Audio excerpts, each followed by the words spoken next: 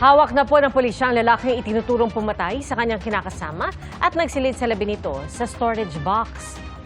Saksi si Jomer Apresto.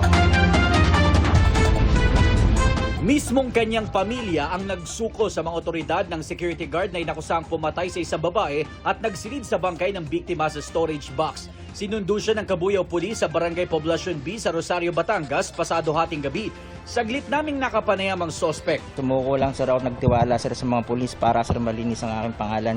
Ayon sa tatay ng sospek, nagkaroon ng hindi pagkakaunawaan ng kanyang anak at ang biktima. Nakita raw kasi sa social media ng kanyang anak na may kasamang ibang lalaki ang kanyang kinakasama. Hapon ng January 1 nang umuwi umanong lasing sa kanilang tinutuluyan ng kanyang anak at sinalubong siya ng biktima. Ang mga basag na bote na unang nakita ng Soko galing raw sa biktima at hindi sa sospek. Nagbasag ng bote at sinasaksak siya. Yung pag-iwas niya parang naitulak niya. Pagbagsak daw, inaano niya. Tinipin niya, hindi daw gumagalaw. Dito na raw nataranta ang sospek at isinilid sa isang storage box ang bangkay ng biktima. Natagpuan ang bangkay sa isang tulay sa Basud, Camarines Norte noong ikalawa ng Enero.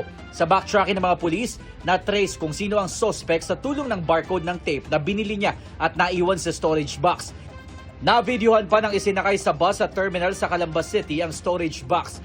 Base sa autopsy report na hawak ng pulisya, asphyxia o naubusan ng oxygen sa katawan ng biktima. Ibig sabihin, posible umanong nasakal din siya ng sospek. Pero iba ang paniniwala ng tatay ng sospek. Maaari pong self-defense na niniwala po.